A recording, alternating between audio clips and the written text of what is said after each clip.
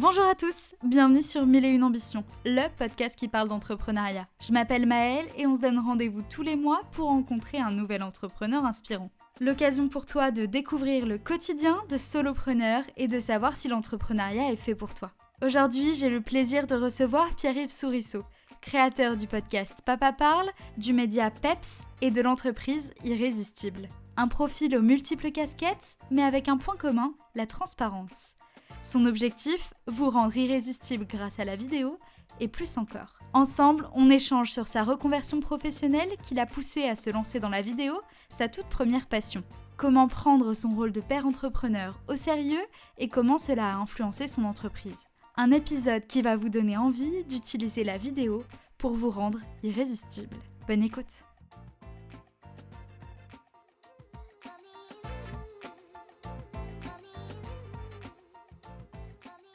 Salut Pierre-Yves. Salut. Bienvenue sur 1001 Ambitions. Avec plaisir, c'est cool. Merci pour l'invitation. Avec plaisir, je suis très contente de te recevoir.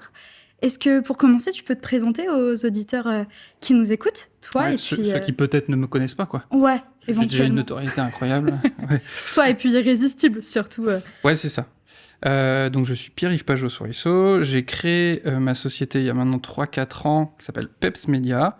Et en fait, l'offre que je présente, c'est irrésistible. Tout est dans comment rendre irrésistible mes clients, principalement en vidéo, mais je rajoute de plus en plus de cordes à mon arc. Et ça a commencé par une passion de la vidéo qui était vraiment une passion en amateur, et puis de fil en aiguille, à force d'en faire, et puis à force d'avoir des demandes Carrément. pour ça, je me suis professionnalisé. Et j'ai passé le cap, un gros cap, parce qu'à la base, je suis pas du tout vidéaste. On va en reparler un petit peu. Ouais. Parce qu'avant de parler de ton métier en tant que tel, on va parler de Pierre-Yves surtout. Ouais. Elle te vient d'où cette passion de la vidéo ?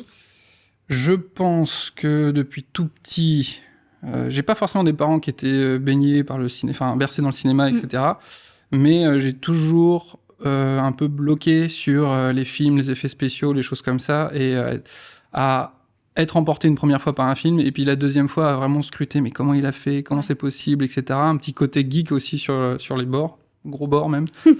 Et puis durant mes études, où j'ai mis du temps à me trouver, finalement, à chaque fois ça revenait, faire des vidéos. Je pense que quand même, ce qui m'a beaucoup influencé à la base, c'était plutôt l'humour et la vidéo, avec vraiment biberonné avec les nuls, les inconnus, etc. Des classiques. Voilà, c'est ça. Et mais moi, je suis d'une génération où je les ai vus à la télé, tu vois, mais c'est pas une rediff, quoi. Je vois bien. Et donc, je voulais reproduire des choses comme ça, je voulais essayer, je pense que le côté humour aussi a toujours été très très très fort, et je voulais comprendre les mécanismes, et j'ai testé plein de trucs là-dessus avec les potes, et puis de fil en aiguille, j'ai mieux compris les mécanismes de la vidéo, tout ce qu'on pouvait faire passer par la vidéo, la grammaire de l'image, et puis je me suis rendu compte qu'on pouvait déclencher, provoquer des émotions chez les autres.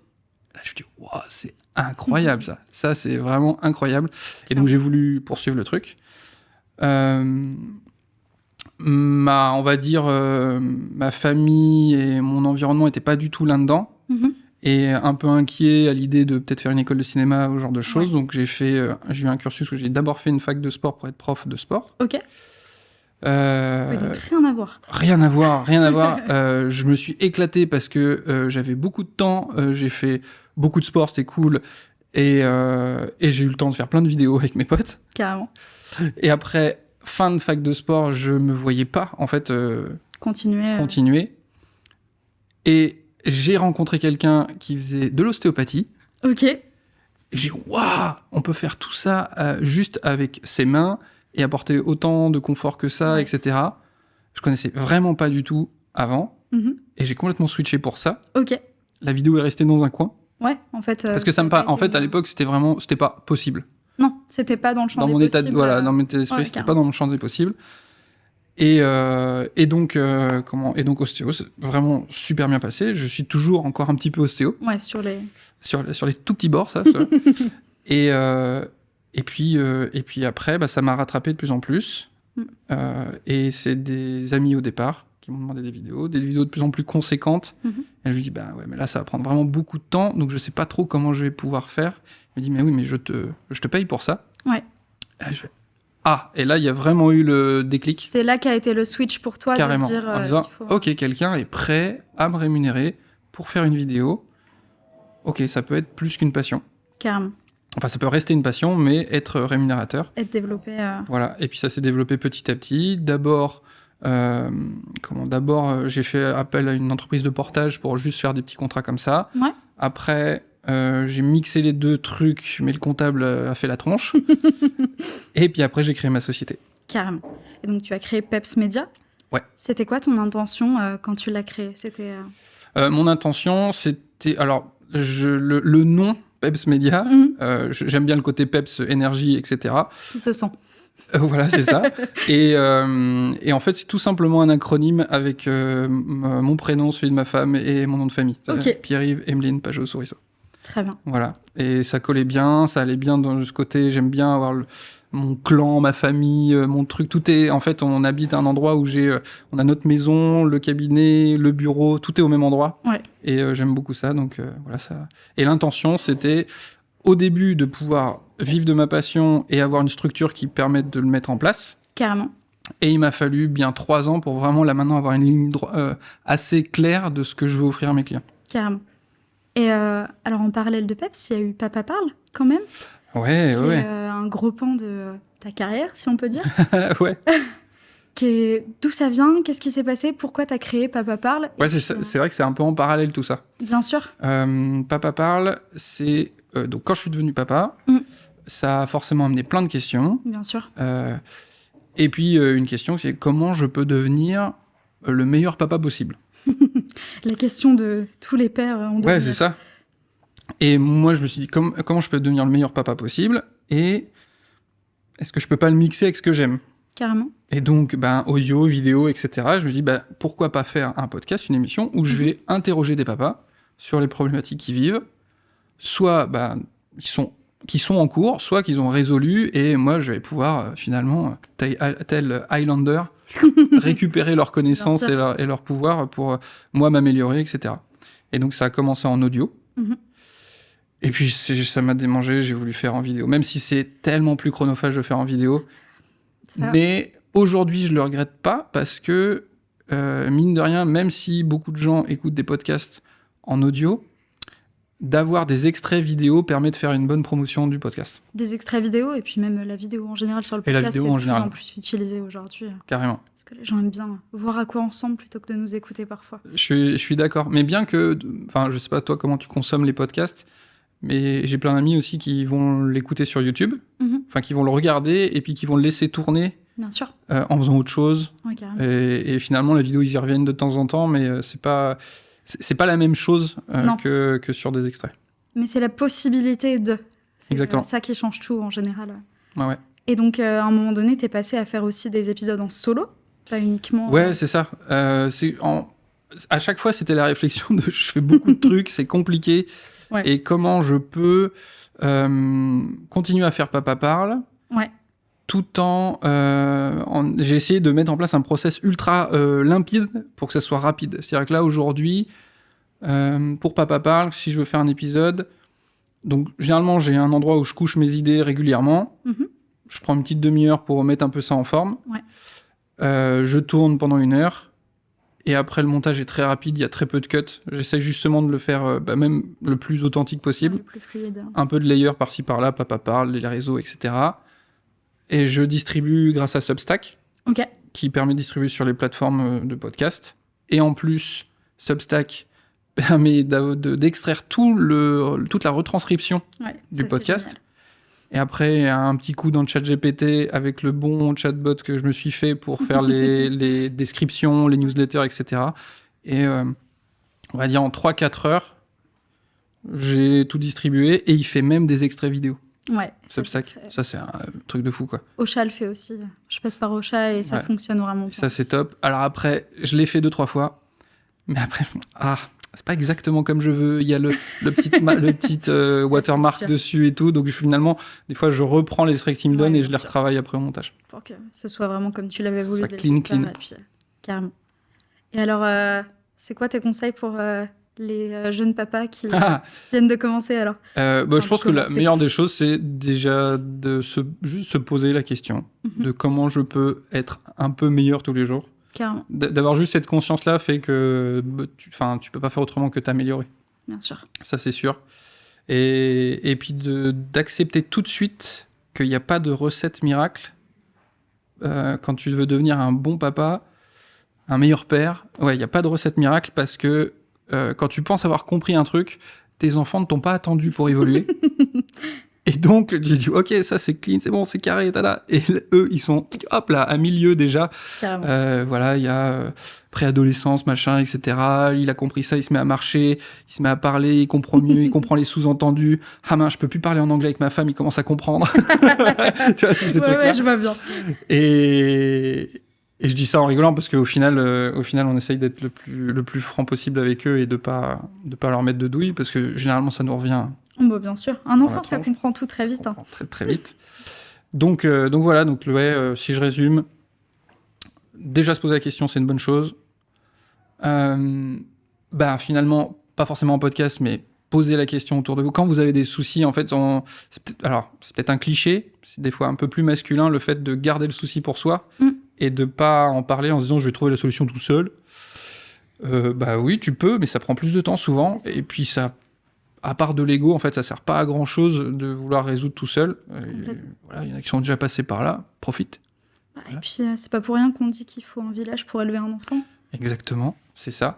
Et sur ce sujet-là, en fait, on se rend bien compte qu'aujourd'hui, on veut être bon partout, on veut pouvoir être de bons parents, mais avec une vie personnelle et professionnelle très intense, et on peut pas se diviser.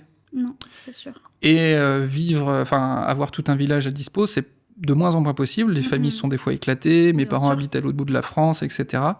Donc des fois, on peut se regrouper entre amis, etc. Mais s'il y a un autre peut-être conseil, et ça c'est très difficile pour moi, c'est d'accepter de prioriser les choses, de faire le deuil de certains projets, ou alors de les repousser sur une deadline plus réaliste. Carrément.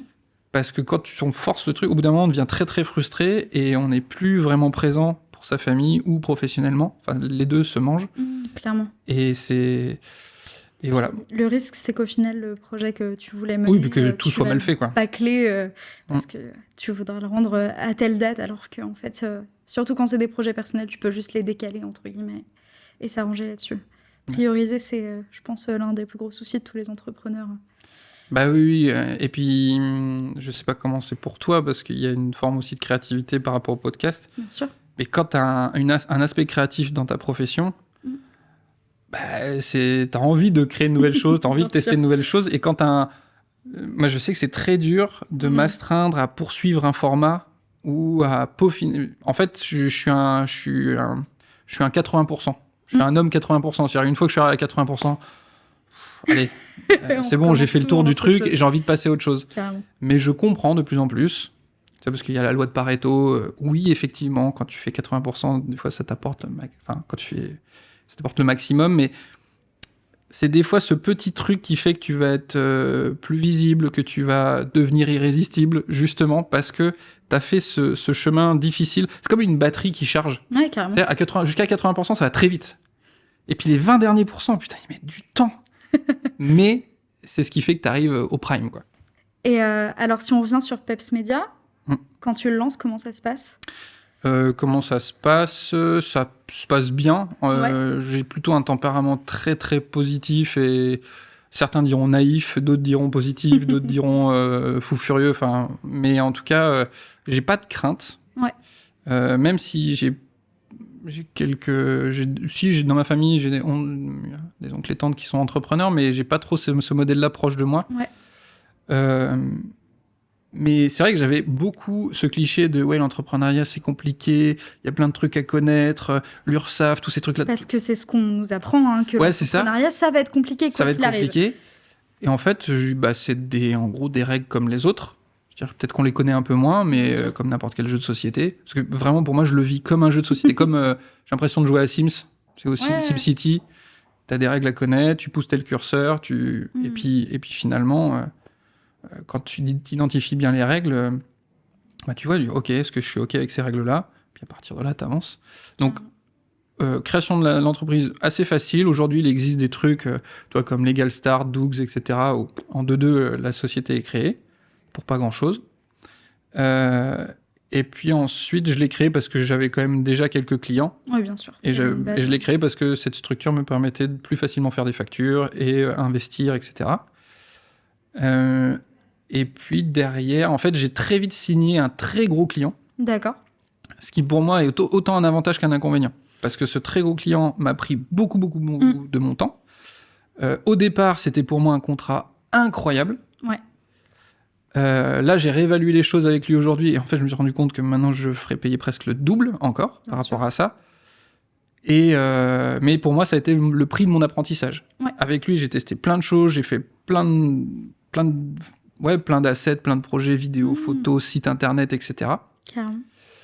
Et donc, je pense que ce gros client m'a donné un coup de boost, mais m'a freiné après parce que j'avais même plus de temps pour prospecter ou aller chercher d'autres clients.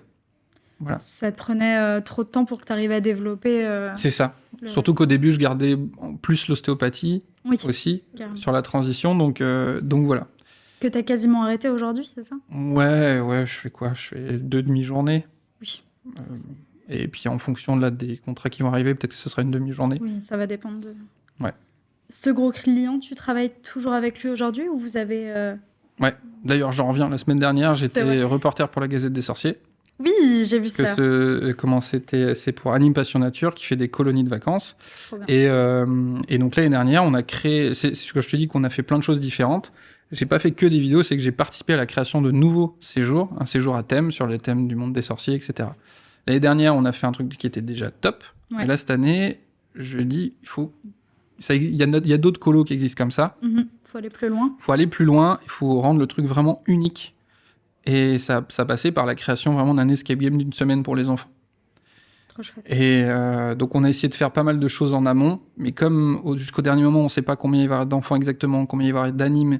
En fait, il y a beaucoup de choses qu'on a fait au fil de l'eau, et donc la semaine était ultra dense, j'ai pas beaucoup dormi. J'ai fait de la création vidéo en direct aussi, parce que justement, ça servait... Tu vois, on a fait... Tu vois ce que c'est les pancines dans Harry Potter? Oui. Les souvenirs, etc. Donc, au travers de ça, on donnait des indices aux enfants, on projetait et tout, donc ça... C'était dense. Ça devait être très chouette. Mais c'était trop bien. Et moi, ce qui m'a le plus plu presque, c'est que mon client, il fait ça depuis 15 ans maintenant. Et quand on a commencé à bosser, je sentais que il voulait aussi avoir de l'aide de manière générale et se rebooster. Ouais. Il y avait une perte de motivation. Et avec ce séjour-là, je l'ai revu à fond. Et c'était hyper agréable de le revoir vraiment hyper motivé, à avoir des idées, à 23h, à se mettre à bricoler un truc pour un mécanisme, etc. Et c'était génial. Ouais. Vraiment génial. En plus, tu as pu partager cette expérience qui est une expérience pro avec tes enfants. Exactement. Ouais, oui, parce que ça c'est un genre de mix entre Peps Media et Papa Parle. Où bien sûr. Je me dis, mais comment... je l'ai déjà dit dans un épisode, mais il y avait beaucoup de culpabilité à aller au boulot. Parce que mais je surkiffe mon boulot, donc j'ai l'impression d'aller jouer, et puis de laisser ma famille. Puis je me dis, en fait, pourquoi ils viendraient pas avec moi? En tout cas, les grands, c'est sûr, ils peuvent. Bien sûr. Et donc, on a partagé ça. Et donc, étant un personnage, donc, reporter de la Gazette des Sorciers, ils étaient mes assistants. Donc, ils avaient des petits costumes, chapeau melon, tout ça, c'était trop bien. J'ai vu la petite photo sur... Et donc, je les amène là-dedans, et ils ont adoré. Et ce qui est cool, plus l'année dernière. Cette année, le grand, il est parti jouer avec les copains très vite.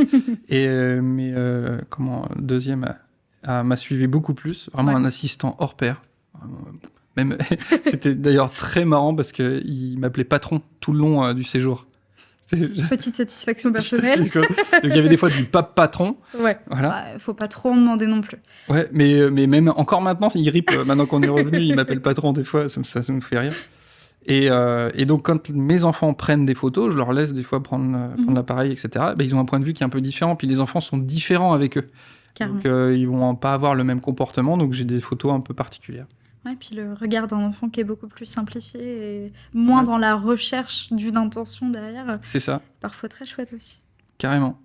Et donc, avec ce client, en fait, on a reconduit ce gros contrat en le modulant, finalement en réduisant certaines choses. Ouais. Mais maintenant ça fait 3 ans qu'on a travaillé ensemble, on a bien identifié ce qui était ultra efficace, ce qui l'était moins.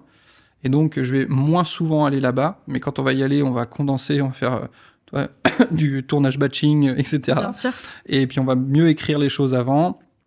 Et je vais me concentrer sur ma zone de génie par rapport aux vidéos créatives. Et puis un peu sur, justement, raconter une histoire du lieu. Et puis, pousser un peu le concept, là, sur les colos sorciers, parce qu'il y a vraiment un truc intéressant. Ouais, carrément. Trop cool. Et raconter des histoires, du coup, c'est ce que tu préfères faire? Ouais, carrément. Ouais, c'est... Une fois de plus, c'est parce que ça permet de produire des émotions chez les autres. Et ouais, et le fait de devenir papa m'a fait level up. Ouais, je me doute. De ouf. Parce que tu passes ton temps à raconter à raconter des histoires à tes enfants. Et puis, par contre, très vite, j'ai été un peu... les histoires de oui et tout ça, ça m'a saoulé, mais à un point je me doute. Stratosphérique. Alors, j'ai très vite voulu leur glisser mes bouquins à moi, etc. Je suis peut-être allé un peu vite sur certains. Ma femme, elle me dit « Oh, détends-toi, l'empheuse de Troie, ça découpe des têtes dans tous les sens, vas-y, mollo. » Je dis « Bon, bah alors attends, qu'est-ce que je peux faire ?» Et donc, je vais inventer des histoires. Et puis, quand j'ai inventé ces histoires, j'ai inventé les histoires que moi, j'adore, en mixant mes références. Carrément. Et puis, petit à petit, je les voyais me poser beaucoup de questions, machin. Je dis « Attends, maintenant, tu vas... » Eh ben, ils vont participer à l'histoire. Et donc, en fait, maintenant, c'est une tradition. Enfin, mes fils viennent me voir, papa, on fait une histoire inventée.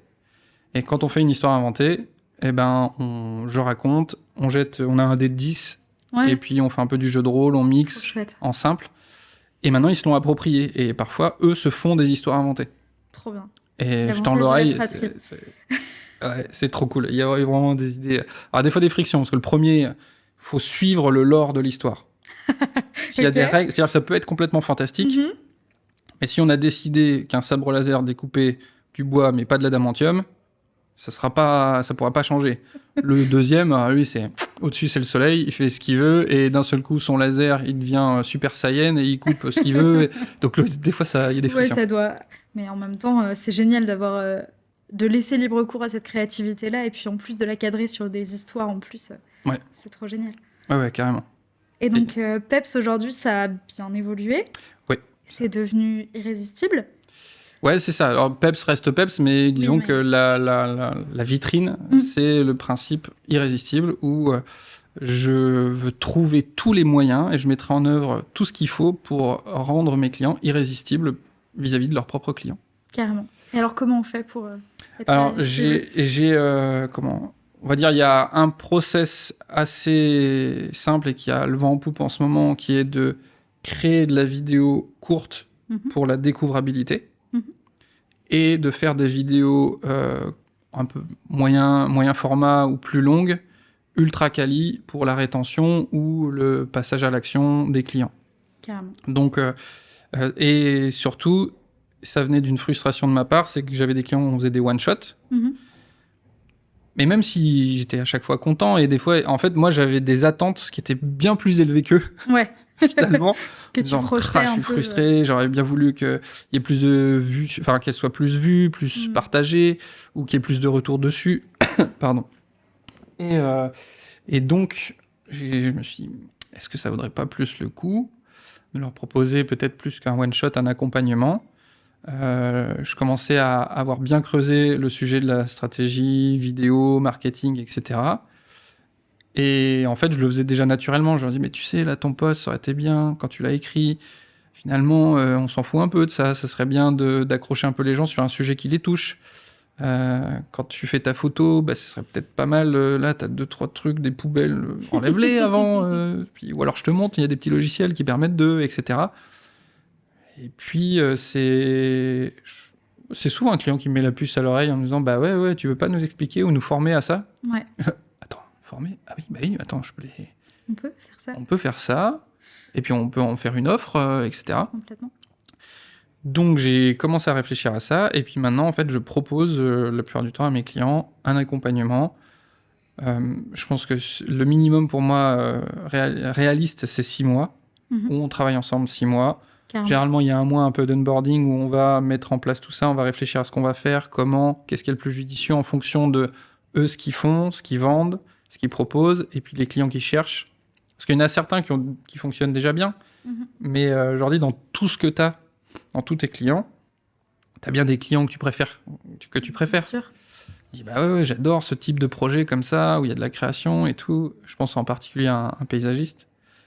Je dis, bah, dans ce cas-là, il faudrait peut-être faire une communication qui va dans ce sens-là, pour aller chercher ce type de client-là, etc. Carrément. Et donc, on réfléchit à tout ça, et puis après, on met en place la production du contenu.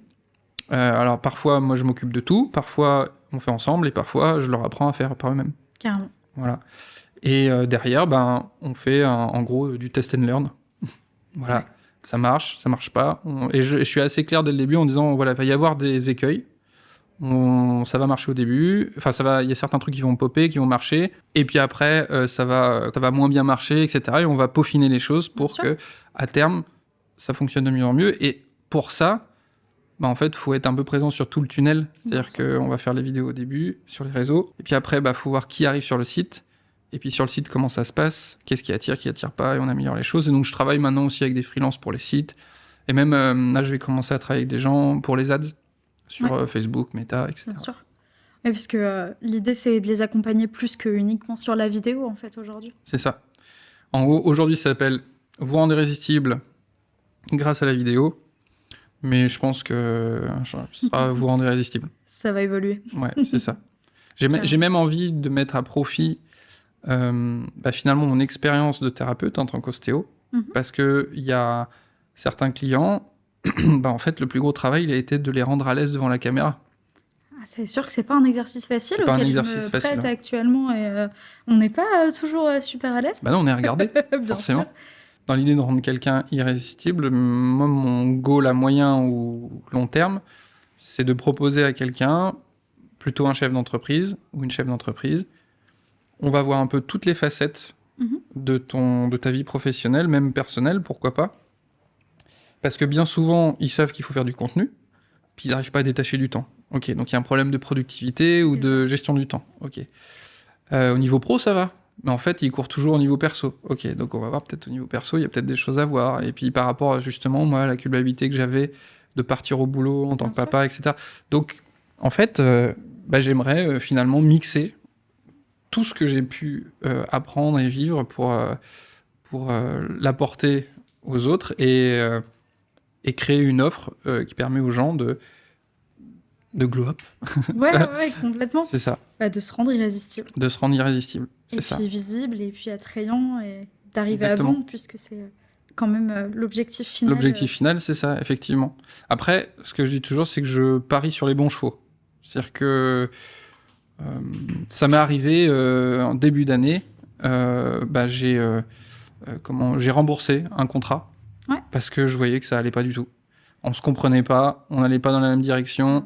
On m'avait vendu une manière de faire que je trouvais super. Et puis en fait, au final, c'était pas comme ça, c'était beaucoup moins clair que prévu. J'ai dit bon, on peut mettre plein de paillettes. Derrière, le cadeau, il est pas top, quoi. Ouais, clairement. Et puis, je pense que c'est aussi notre avantage en tant qu'entrepreneur, c'est qu'on choisit avec qui on travaille. Ouais. Et ce serait dommage aussi de se forcer, quand on en a la possibilité, bien sûr, mais travailler avec des clients à qui ça nous parle absolument pas. Il y a toujours ce... Toi, les gens pourraient dire, oui, t'as pas toujours le choix. C'est-à-dire que si t'as pas beaucoup de clients, faut bien vivre, etc. Je me suis quand même rendu compte que des fois, il vaut mieux être un petit peu patient, peut-être serrer un peu les dents, serrer un peu les fesses, et attendre la vraie bonne opportunité qui colle vraiment à ce que tu fais, parce qu'au final, des fois, je me suis retrouvé à faire des choses qui me prenaient beaucoup de temps, qui n'étaient pas agréables à faire, dans lequel finalement, j'apportais pas le meilleur, et puis j'ai pas eu le temps de réaliser un contrat qui était vraiment top. Qui pour le coup t'aurait beaucoup plus apporté. C'est ça. Donc, voilà, il y a forcément un équilibre à trouver, c'est pas simple, mais... Toujours, c'est sûr, mais... Mais disons que si je refais tout le truc sur les 3-4 dernières années, ça se vérifie plutôt à chaque fois, quoi. Il y a toujours eu finalement une opportunité intéressante qui est arrivée. Et donc, voilà, il faut avoir confiance. Ouais, faut serrer les fesses et puis voir si ça passe. C'est ça, exactement. Mais bon, généralement... Quand on donne tout et qu'on fait appel aux bonnes personnes aussi, parce que c'est hyper important, que ce soit à toi ou à quelqu'un d'autre, de faire appel à des spécialistes dans leur domaine, en fait. Tout simplement. Exactement. Ça aussi, ça a été un apprentissage, à vouloir tout faire au début. Après, je ne le regrette pas parce que d'avoir tout fait, j'ai un peu une vision de l'ensemble.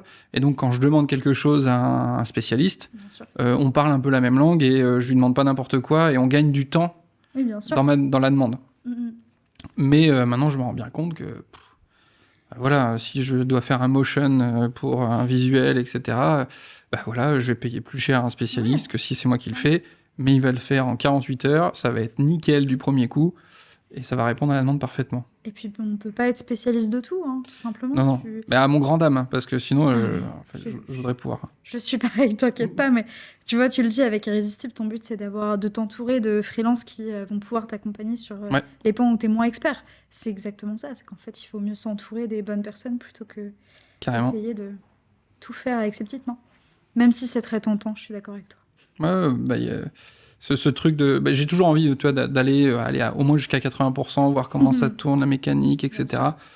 Et puis après, j'ai eu le cas justement avec mon plus gros client où je me suis lancé à vouloir faire des automatisations pour son site, etc. La boîte de Pandore, quoi. J'ai appris plein de choses, c'était cool. Oui, bien sûr. Maintenant, je sais faire des choses simples. Mais là, j'ai fait appel à un spécialiste, Adrien Cressin. Merci. Il est vraiment, vraiment balèze dans le domaine et ouais, il a complètement... Enfin, voilà. Réussi à le... C'est ça, j'avais la tête qui explosait et lui, il avait la vue d'ensemble qui était nickel. Il a réussi... C'est sa zone de génie, donc pour lui, entre guillemets, c'est simple et nous, ça va nous sembler très, très compliqué. C'est ça. Et alors aujourd'hui, dans Irrésistible, t'es pas tout seul ? Non. Il y a un autre monsieur qui a fait des tours autour des caméras. Ouais, c'est ça. Ouais, c'est ça. C'est celui qui transpire pour être sûr que tout règle correctement, etc. Ouais.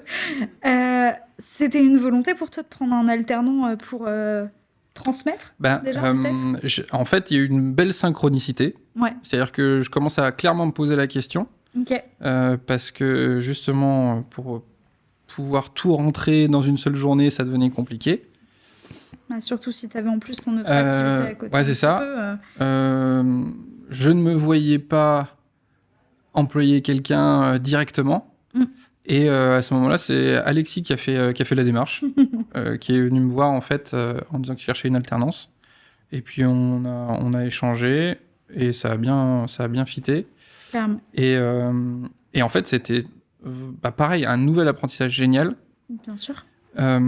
Transmettre ce que tu fais à quelqu'un, c'est aussi une sacrée compétence. Tout autre chose, tout à fait. J'ai parfois, je pense, été trop vite sur certains trucs, ou pas assez. Enfin, toi, par exemple, si je prends l'exemple de la création d'une vidéo, d'un montage, la création d'une vidéo, en gros, il y a la pré-production, production, montage, diffusion. Au début, des fois, je lui ai proposé, tu t'occupes de tout pour un petit projet. Et en fait, maintenant, je pense que la manière dont on évolue, c'est on fait par étapes et il grimpe dans les étapes de la production d'une vidéo à chaque fois. Carrément. Et donc, ce qui fait que maintenant, en fait, maintenant, il peut faire des montages complets nickel. Et je fais gaffe parce que sinon, il va foirer le cadrage si je dis que des conneries.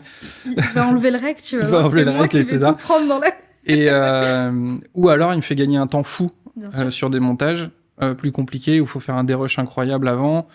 Il met en place toute la ligne de montage et moi derrière je rajoute ma sauce et je fais mes peaufinages, etc. Bien sûr. Et puis c'est tout un nouveau rôle d'apprendre à quelqu'un aussi. Oui. Alors par contre, je lui ai dit, par contre tu me rappelles les vacances, les trucs comme ça, mais je suis nul. C'est-à-dire que t'as des enfants pourtant. Mais alors on est en instruction en famille à la maison. Oui, donc en fait, effectivement. Étant profession libérale, instruction famille, ça, le calendrier civil, je n'ai aucune idée. C'est vraiment les gens qui me rappellent, disent c'est des vacances de... Ah ouais, ok. Mais je suis complètement décalé. Tu vas être au bureau et il sera pas là et tu vas te demander pourquoi. On se met d'accord justement par rapport à ça, mais Mais toi, même sur combien de semaines de vacances tu dois avoir, etc. Ouais, bien sûr. Si tu me dis, tu les prends, mais sinon, compte pas sur moi, je vais pas y penser, quoi. Ouais, carrément. Donc voilà. Donc il est presque un peu freelance dans la boîte où il gère son truc. Tant que ça lui va. Ouais, c'est ça. Et puis, je suppose que ça te permet d'apporter aussi une seconde vision, ce qui doit être chouette. Carrément. Ouais, carrément. Attends, on a combien d'écart? T'as quel âge, Alexis? 24, donc on a 15 ans de différence. Donc forcément, il y a des références qui sont pas du tout les mêmes, une vision qui est pas du tout la même. Il est il est à l'école ESP, École supérieure de publicité à Nantes. Donc pareil, il voit aussi des choses, en particulier là-bas, de la scénographie, etc. Donc voilà, c'est cool aussi, ça rajoute du sang frais. Carrément. Toujours. Mais si je suis honnête, quand j'ai un truc en tête, c'est que j'ai du mal quand même à... Enfin, généralement, c'est ça qui est difficile. Maintenant, j'apprends à le faire de plus en plus. Puis ça m'aide même avec mes clients pour leur expliquer le projet. Mais j'ai une image qui est très claire dans ma tête. Et le fait de travailler avec quelqu'un a dû m'obliger à le retranscrire, des fois par écrit ou par des images, etc. Pour que ça ressemble vraiment au final à ce que tu avais en tête. Surtout que dans ces métiers-là, souvent, on est un peu autodidacte. Oui. Donc, j'avais aucune structure. Ouais. Donc, en fait, petit à petit, je structure les choses. Carrément. Mais, en fait, on apprend aussi de son apprentissage à lui. Ah bah, carrément. C'est chouette. Carrément. Et c'est parce que j'ai structuré des trucs que maintenant, des productions sont plus rapides et plus faciles. Bien sûr. Si tu prends un peu de recul, c'est... Ça, c'est la blague beauf de papa. Oui, c'est mes parents, mes on te enfants. l'accorde. J'ai le droit, ok. Quelles sont les grosses difficultés que tu as rencontrées depuis que tu as lancé, on va dire PEPS, puisque c'était le commencement en tout cas de ton aventure entrepreneuriale? Les plus grosses difficultés, je pense, il y a... Non, parce qu'en fait, je pense maintenant le réflexe de dire à chaque fois qu'il y a eu un truc difficile, c'était juste un apprentissage en fait. Bien sûr. Mais et c'est important de réussir à le tourner en positif, mais de le voir quand même, je pense. Oui, de l'identifier, sinon t'apprends pas vraiment. Bien sûr. Difficulté, je pense quand même, on en revient, gestion du temps et bien identifier le temps que va aller me prendre chaque projet. Carrément. Il y a des fois où il y a eu des goulets d'étranglement parce que j'avais trop de trucs d'un coup. Des fois après, c'était trop light. Donc c'est de bien... C'est ça, de combien de temps ça me prend de faire ça. Je suis toujours trop optimiste. Je crois qu'on l'est tous, hein. Les to-do list par jour, beaucoup trop longues. C'est ça. Maintenant, j'ai un système qui marche plutôt pas mal. Ouais. Mail, tâche, transférer dans l'agenda. Comme ça, quand je transfère dans l'agenda, je vois tout de suite si ça passe pas, quoi. Ouais, carrément. Peut-être justement par rapport à ce gros client qui m'avait pris beaucoup de temps, où je voyais la fin du contrat arriver, je savais pas si elle allait se renouveler, et est-ce que j'allais avoir d'autres nouveaux clients, etc. Donc un peu d'inquiétude par rapport à ça. Ouais. Qui ont eu l'air d'être légères quand même. Ouais, en fait, je suis toujours mitigé entre à quel point c'est l'énergie que j'ai impulsée et puis une bonne étoile sur le fait que tout s'est quand même bien goupillé et que les contrats arrivent au bon moment, etc. Oui, et en même temps, ça résulte aussi du travail que tu as fait. Oui, c'est le travail que j'ai fait en amont, les bons retours, le réseau concret. Clairement. Maintenant, je commence seulement à faire ce que je fais pour mes clients, mais pour Peps Media, en faisant un peu plus de communication, etc. Donc voilà, ça a été globalement ça. Est-ce que déjà bien? Et puis un truc mais qui est un mix pro-perso, le fait, on va dire, j'ai depuis l'année dernière complètement revu mon hygiène de vie. Voilà, j'ai repris le sport, mieux manger, etc. Mais le point noir où j'ai encore du mal, c'est le sommeil, qui est vraiment primordial, je le sais, plus que plus. Mais le soir, j'ai encore des idées dans la tête. Et c'est pas que j'arrive pas à m'endormir, hein. C'est que vraiment, j'ai envie. Tiens, je vais noter ça, je vais écrire ça, je pourrais faire ça, etc. Et donc là, j'ai vraiment du mal à réduire la voilure le soir, à ralentir le train, etc. À viser la tête complètement. Ouais. Possible. Se remplir au fur et à mesure. Ouais, puis c'est même pas, tu vois, c'est pas de l'inquiétude ou de l'angoisse, dire ah mince, il va falloir que je fasse ça. Non, c'est attends, ouais, je pourrais faire ça comme ça. Ouais, c'est génial. Après, c'est le propre des métiers créatifs, en fait. Oui. Un peu toujours trop d'idées qui pop et... Mais je me rends compte quand même que les créations et les idées sont bien meilleures quand j'ai mon quota de sommeil. Ah bah, ça voilà. C'est évident. C'est comme l'idée qui te paraît géniale à 3h du matin et tu te réveilles le lendemain et tu te rends compte que c'est peut-être nulle part. C'est ça. Donc comme pour le sport et l'alimentation, en fait, je pense que je vais me créer un contexte où j'aurai pas le choix. Ouais. J'ai modulé des choses chez moi pour pas avoir le choix d'aller faire du sport, pas manger certaines choses ou manger mieux certaines choses. Et maintenant, je pense que à la maison, on va réagencer les choses pour que, en gros, presque de manière automatique, le téléphone soit posé, j'arrive là, je me mets dans le lit et terminer mon soir. Belle initiative. Ça s'appelle l'année prochaine et puis tu nous dis si t'as réussi. Tu pourras écouter Papa Parle. Si je trouve la solution, j'en parlerai. Avec plaisir. Et quels sont les conseils que tu voudrais donner à un entrepreneur qui a envie de se lancer actuellement ? En fait, ça va dépendre aussi de pourquoi il se lance. Déjà, peut-être de se poser la question. Ouais. Pourquoi tu veux te lancer ? Pourquoi tu veux te lancer ? Si c'est vraiment lié à une passion, commence par, on dit « hit the frog ». Commence par bouffer la grenouille, c'est-à-dire identifie tous les trucs chiants. Ouais. Comment ça marche administrativement, tous ces trucs-là vraiment relous. Vois si c'est OK pour toi, pour que ta passion pour ne pas te dégoûter de ta passion, carrément. En fait. Commence par ça.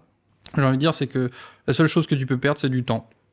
Donc fais. Enfin, lance-toi. Il y a vraiment... Enfin, je l'ai dit au début, il y a vraiment pas... Maintenant, de moins en moins de friction pour créer sa structure et se lancer. Oui, c'est sûr. Et en plus, une structure où tu prends pas beaucoup de risques. Tu vas pas d'un seul coup... Enfin, toi, même si tu veux faire auto-entrepreneur, etc., si t'as rien qui rentre, t'as rien qui sort. Donc, bien sûr. Tente. Dans tous les cas. Pas de raison de pas essayer. Je peux pas généraliser, mais je me suis lancé. On dit tout le temps, c'est pas le moment, c'est pas le bon moment, etc. Je me suis lancé. Techniquement, on venait d'avoir un 3e enfant. On était en déménagement. Professionnellement, enfin, il y a plein de trucs qui changeaient même pour ma femme, etc. En fait, c'était peut-être le pire moment. Et de toute façon, il n'y a jamais de bon moment. C'est juste une bonne excuse pour reculer les choses qu'on a envie de faire. Mais quel conseil ouais, c'est très très bateau, hein, mais enfin, juste attends pas, tu vas juste perdre du temps. C'est déjà bien. C'est vraiment ça. Et alors, si tes enfants ont envie de devenir entrepreneurs, un grand bien leur face. Hein. Ouais. Ah ouais, carrément. J'aurais plus tendance à leur dire vas-y, fais ton truc et lance-toi. D'ailleurs, c'est déjà un peu lancé là-dessus. Mon grand, il fait un commerce de stylo plumes. Il a des plumes, il a des mines de stylo bic, il les assemble et il vend ça aux patients qui passent au cabinet. C'est adorable. Et ça marche bien. Et ça marche bien. Il a des techniques de vente et il a très bien compris qu'il pouvait jouer sur le fait que ce soit un jeune enfant tout mignon. Ça. Et il fait comme papa, il joue avec les émotions des gens. Exactement. Et il est irrésistible comme ça. Ouais, il voit les patients arriver. Et en fait, il a compris que... ça, c'est un truc que j'ai compris aussi, moi, dans la vente. Faut pas parler de son produit tout de suite. Non, bien sûr. Parce que les gens, des fois, ils t'attendent pas. Et donc, quand les patients arrivent, bonjour, comment ça va ? Bon, si vous êtes là, c'est que vous avez mal quelque part, sûrement. Vous venez voir mon papa et tout. Et il tape la discute. Et puis, il y a ses produits à côté et c'est le client qui pose la question. Et il dit, c'est quoi ça ? Et hop, ça y est, c'est bon. Trop fort. Il est trop fort. Commercial dans l'âme. Ouais, et c'est hyper étonnant parce que maintes reprises, il m'a montré qu'il pouvait être hyper timide. Mais là... Ouais, mais comme quoi. Aucun problème, quoi. Aucun problème. Quand c'est... ça passe derrière la passion et l'animation pour quelque chose. Oui, parce qu'il a très vite compris aussi que s'il a quelques deniers, il va pouvoir s'offrir des trucs, etc. On a plutôt cette idée que l'argent qu'il a gagné par lui-même, il a toute la latitude pour en faire ce qu'il veut. Bien sûr. C'est lui qui l'a gagné, etc. Donc évidemment, s'il va acheter de l'héroïne, on va l'arrêter, hein, mais... Ce que je veux dire, c'est que voilà, on le laisse gérer et se rendre compte que, mince, si j'avais économisé, j'aurais peut-être pu avoir un truc mieux ou faire ça. Mais j'ai préféré acheter tout de suite, etc. Qui comprennent un peu la valeur de l'argent, le fait de est-ce que j'investis pas, etc. Ça pousse à l'autonomisation aussi. Exactement. Non, s'ils sont entrepreneurs, il n'y a pas de problème. Au contraire. Ouais, même au contraire. Puis j'ai la sensation que le travail se transforme un peu et qu'on tend à aller vers ça, en fait. Tous être un peu notre propre patron. Clairement. Je pense qu'il va falloir justement tous apprendre très vite à être irrésistible. Tu vois, même en entreprise, il y a le savoir-faire et le faire savoir. Ouais. Et je vois beaucoup, plus dans mes patients, de gens très frustrés et malheureux dans leur entreprise. Ils sont très bons, ils se donnent à 2000%. Ils sont incapables de montrer ce qu'ils font. Ouais, carrément. Ce qui fait qu'il n'y a pas de reconnaissance selon eux, qu'ils sont frustrés. Et donc, c'est vrai que ça peut paraître très égocentré de se dire il faut devenir irrésistible. Mais je pense que tout le monde a un avantage à apprendre à savoir se vendre ou à savoir, bien sûr. sans mentir, sans faire des caisses, Bien sûr. mais juste savoir montrer ce qu'on fait bien. Mais comme tu le dis, quand on va demander une augmentation à son patron, si on n'arrive pas à avoir les arguments et à montrer qu'on la mérite, c'est beaucoup plus compliqué de l'avoir. Ça ne concerne pas uniquement les entrepreneurs, effectivement. Souvent, on va oublier que, surtout dans les grosses boîtes, le patron, il n'est pas à côté de toi toute la journée. C'est clair. Quand tu arrives et que tu demandes l'augmentation et que tu n'es pas capable de lui montrer par A plus B que tu as bien fait le boulot, voire plus, je dis pourquoi je te la donnerais en fait. Ouais. Et c'est pas... comment dire ? Ouais, c'est pas être prétentieux, juste je sais faire mon boulot, je sais même le faire très bien. C'est le démontrer qui est tout. Et surtout, c'est cette histoire de perception de valeur. C'est-à-dire, mon boulot te rapporte beaucoup plus de valeur. Donc, normalement, je devrais être mieux rémunéré. C'est ce qui s'entend. Voilà. Et alors, si on veut devenir irrésistible, on va vous suivre où ? Il y a un peu tous les différents réseaux. Voilà. Maintenant, effectivement, sur Insta, c'est devenu irrésistible. Irrésistible.irl. Très bien. De toute façon, tous les liens seront dans la description. Ouais, tous les liens sont dans la description. Et puis sinon, sur LinkedIn, c'est par mon compte perso que je communique beaucoup. Carrément. Et puis là, justement, la chaîne YouTube Peps Media va reprendre un petit peu où j'avais fait une émission qui s'appelait Ça déboîte où j'interviewais des entrepreneurs dans le Pays de Ré. Là, je vais reprendre sous le nom d'Irrésistible. Trop bien. Et voilà. Bon, pour la petite explication, irrésistible.irl, c'est en gros, on vous rend irrésistible quelque part un peu sur les réseaux virtuellement pour des répercussions IRL dans le vrai monde. Voilà. Ce qui est important, parce que c'est bien d'être très visible en ligne, mais si ça ne nous rapporte rien dans la réalité quotidienne, ça a peu d'impact. Exactement. Trop bien. Eh bien, écoute, pour terminer, j'ai 2 petites choses à te demander. Ouais. Si tu as bien travaillé. J'ai des petites recommandations à te demander. Ah, des recommandations des personnes à qui... Oui. Un projet local qui te tient à cœur, et puis quelqu'un que tu aimerais écouter à mon micro. Non, je pense pas que tu l'as interviewé. Tu dois connaître Hugo Mouillet. Oui. Donc Hugo Mouillet, voilà quoi, son parcours, il est assez haut vu son âge, etc. Et au niveau entrepreneurial, il a tenté plein de trucs. Pour avoir échangé avec lui, il a tenté... moi, je tente des trucs, mais alors, lui, il s'est mis dans des sauces pas possible. Mais ça porte ses fruits et c'est cool. En ce moment, il est dans une chaîne de surf et il surfe une belle vague en ce moment, c'est cool. Un truc que j'aime bien, qui va dans le sens de l'éducation à la maison et nos enfants en réalité, c'est Marmaille et Pissenlit par Pauline. Et qui fait de l'éducation en pleine nature. Et j'adore son projet. Trop bien. Voilà, et c'est une personne incroyable. Vraiment. On mettra tous les liens dans la description si nos auditeurs veulent aller. D'ailleurs, même au micro, en fait, elle serait top. Ah oui, et je pense aussi. Peut-être lui passer un petit message. Ouais, carrément. Merci beaucoup, Pierre-Yves. Merci à toi, c'était top. Merci, j'espère que tu auras passé un bon moment à mon micro. Ah oui, non, mais je l'ai déjà dit à Hugo, quand Hugo m'a interviewé. Ouais. J'ai un melon comme ça, donc moi, quand on me pose des questions, je suis content. Tant que je peux parler, il n'y a pas de problème. Oui, je vois ça. Je peux te laisser encore parler une petite demi-heure. Ah oui, si tu relances la machine, c'est parti. Merci beaucoup, Pierre-Yves. Et puis, on invite nos auditeurs à devenir irrésistibles, alors. C'est ça, ouais. Que ce soit au travers de Peps Media ou n'importe quoi, vraiment. Bien sûr. Réfléchissez à tout ce qui peut vous rendre irrésistible, vos particularités, vos individualités, vos trucs. C'est pas du temps de perdu, ça. Jamais. Vraiment. À bientôt, Pierre-Yves. À bientôt. Si cet épisode t'a plu, je t'invite à t'abonner au podcast et lui laisser une note sur ton application préférée. Et si tu veux suivre en direct l'actualité du podcast, tu peux me rejoindre sur Instagram @1001ambition. Tu retrouveras dans les notes de ce podcast l'ensemble des liens que nous avons abordés avec Pierre-Yves et les liens pour aller le soutenir. Mais aussi un formulaire pour me proposer les sujets sur lesquels tu voudrais que je réalise un épisode. Je te remercie pour ton écoute et on se donne rendez-vous le mois prochain pour un nouvel épisode de 1001 ambitions.